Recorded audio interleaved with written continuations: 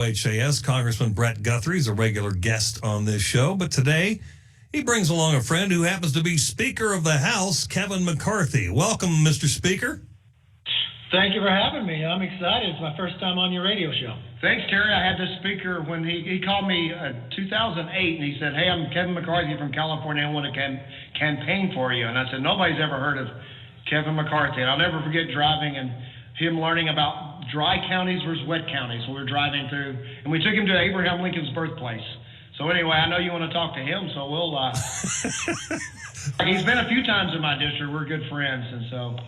Well, proud to have him. I had no idea. I appreciate the connection here. Obviously, Speaker, the inquiry and the impeachment inquiry, of course, is all over the news everywhere. So we know we've been hearing about it. Kentucky's James Comer, of course, has been collecting the evidence.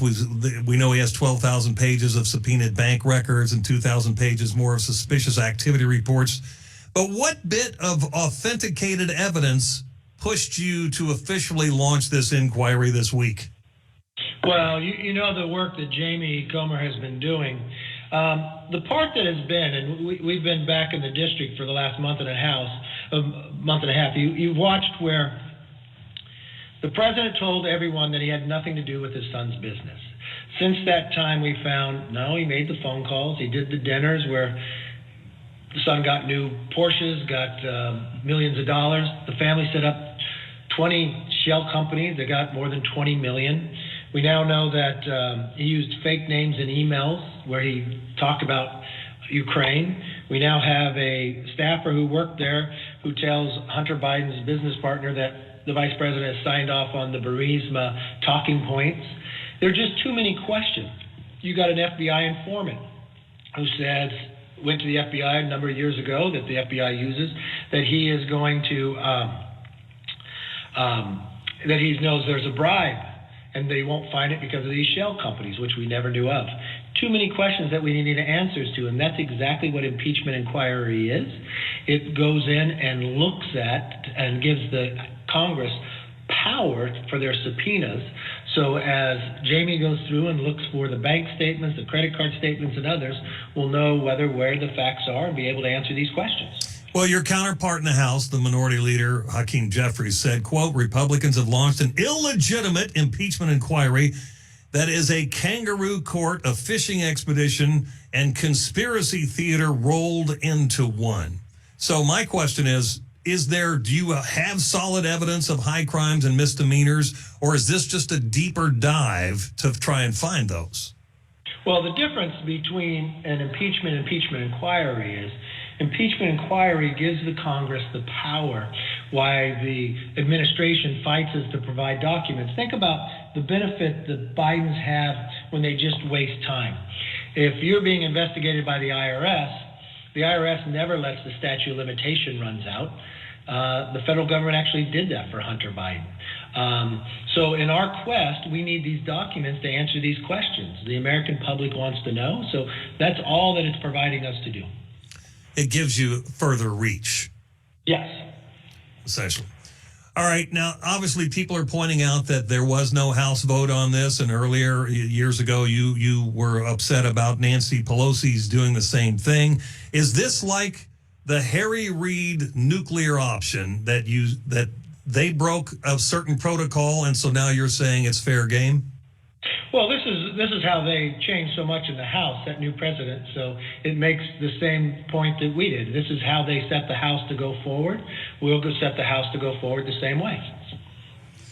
Okay, clearly you're getting a lot of pressure from the ultra-conservative right, Matt Gaetz and others. He's talking about ways to try and get you removed from your seat, and people are wondering if this impeachment inquiry is just something to appease that part of the Republican faction. Hey, Terry, this is Brett. Yeah. I'm for this. I think we should move forward on this. And Jamie Comer, I know he does your show, and a lot of people in his district listen to this. I've seen him walk through all the information that we know. I mean, we know that, first off, it wasn't Hunter Biden's laptop. That's what the White House is saying, and we know that it was. We know that President Biden engaged in business discussions with his business associates, all these things that are false. So the reason I'm for it is not that Matt Gaetz is for it. I'm for it is because most of the stuff we have found is by subpoenaing bank records Now, we do know that Hunter Biden's emails talked about spending his money on his father. So they keep saying you don't have anything where President Biden personally profited from helping his son get this money. But we do know their emails. And so what we need to look at is the other records that come from the Bidens, which would be credit card records, where did the money go for? And the only way you're going to get that if a court orders it, because they're certainly not going to provide it, even if it's a legitimate congressional issue. And by doing my view coming around to this, doing the impeachment inquiry gives us standing in court to make sure we get there. I think the American people want to know if Hunter Biden's emails to his daughter to say, I will never treat you like my father's treated me, mandating I give you half of my salary. We know those exist. We just have to have proof to where the money went. And I think it's absolutely legitimate to move forward. And so I don't necessarily run in the circles of people you just mentioned, and I'm for it. The Speaker McCarthy, what is your response, though, to those temperamental teammates on the Republican team that are pressuring you about budget dealings and the funding of government? Well, Matt Gaetz isn't pressuring about that. Matt Gaetz is working with Eric Swalwell. It's about an ethics complaint that Matt has had against him for a couple of Congresses, and he wants me to try to influence the ethics committee. I will never do that. That is a independent body that holds everybody accountable, and I will never put Eric Swalwell back on the Intel committee.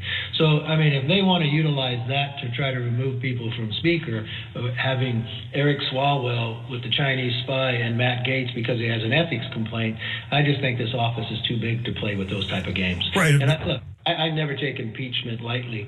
I'm just following the evidence of where it's at, and I just think there's too many questions out there. You've got to get an answer. So it was no pressure by Matt.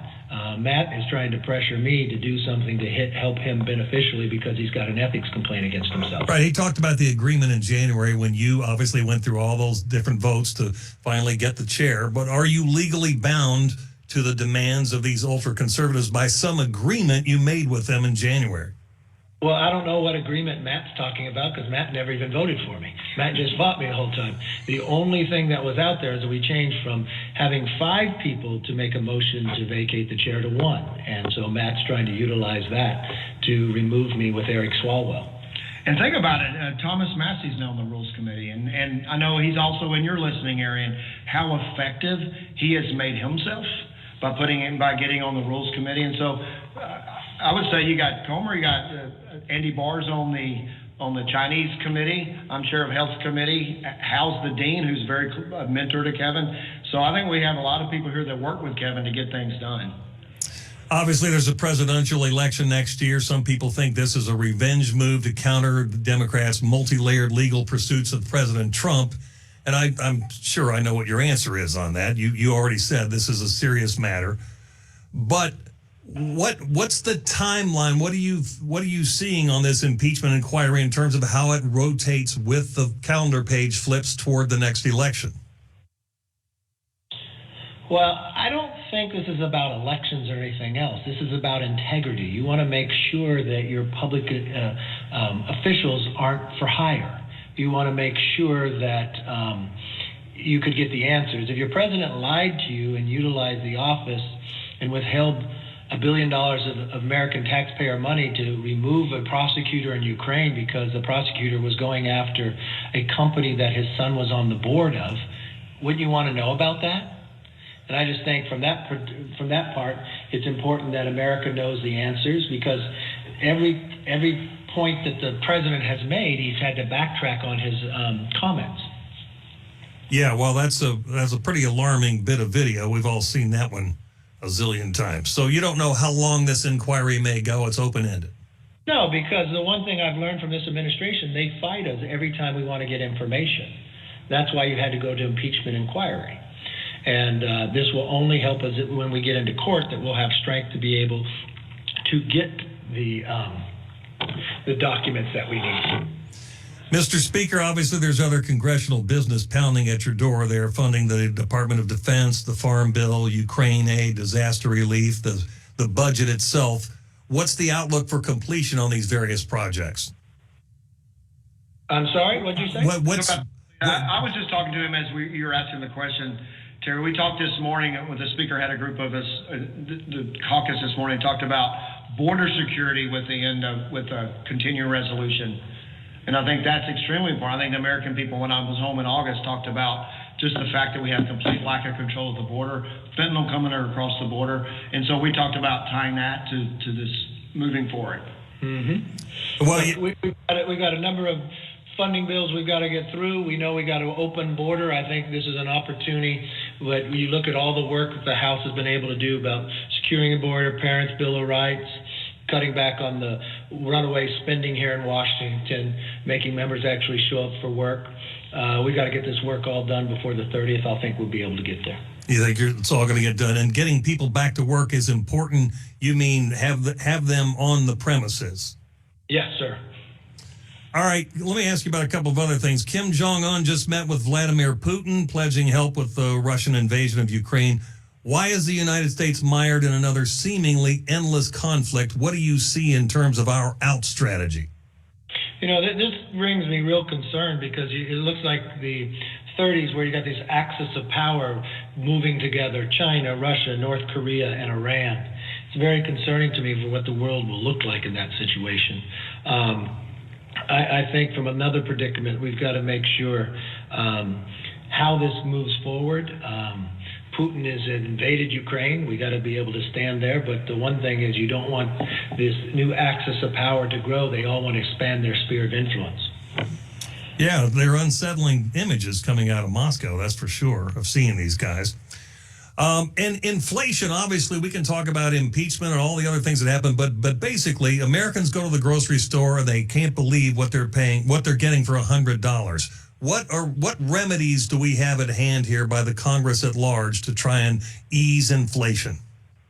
Well, that's a great question. As you know, inflation has grown when government spends too much, and when the Democrats were in the majority, they added that $6 trillion that brought us inflation. We warned it about it, and the president told us it was just only temporary. We found that it was not, and it's really harmed that America for the third year in a row. You actually have less money today because what inflation has been eating out of all the families from what they can spend. We've been able to cap in our last bill for debt ceiling on how much government can spend. That was a big victory in the part. You got to help supply chain, got to get people back to work. You got to incentivize people get into the workforce. We've got work requirements coming forward to help people get back into the workforce, and that was a big victory as well. So I think you're going to start seeing a turn and get a little better economy here since the Republicans took the majority. Last thing for both of you guys, the UAW is talking about a strike with the big three by midnight tomorrow. We don't really know what will happen from that. We have 2 Ford plants here in Louisville, Speaker McCarthy, that would probably go dark. Can you or the leadership offer any help to avert this strike? You know, we stepped in. I didn't, but the president stepped in with the railroad strike and came up with a big settlement for the railroad. So it's set up. You saw what happened with UPS, which is in our area as well. You see what's going on with the UAW. You know, this really needs to be between, my view of it, needs to be between the automotive maker and their employees. I follow the automotive industry pretty closely.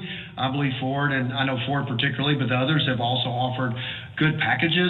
We want our workers in Louisville and other Ford plants and General Motors in my district as well. I've taken Kevin to the Corvette plant, and he actually saw where the Corvettes had fallen into the earth, the collapse. And we don't want that to happen in our automotive industry. It's really moving again. We just came out of the chips. And so hopefully our employees and the unions will look at the deal. If they don't think it's right for them, they need to do what they need to do. But it seemed like a pretty strong offer. And we're just coming out of the COVID, out of the chip crisis, and now there are vehicles on dealers' floors for people to buy. Hopefully we can continue that momentum going forward. But when the federal government sets a precedent of engaging and helping one side or the other, I think everybody wants that assistance. And I think it needs to be between the employers and the employees, and hopefully it'll be fair and people will get a fair wage and be able to raise their family with a good living. And I think Ford in your area, General Motors, there's Ford people in my district, I know, but the plants are actually in Morgan McGarvey's. But in General Motors, I think people will, they offer a good living and people make a good living, and hopefully we can keep those open. It'll hurt the economy to not do it, that's for sure. All right. Congressman Guthrie, appreciate that. Speaker McCarthy, thanks so much for your time today, too. Thank you so much for having me on your show. Look forward to coming back sometime. Thanks so much. That is House of Representatives Speaker Kevin McCarthy and Kentucky Congressman Brett Guthrie live from Washington. We're back in a few on News Radio 840 WHAS.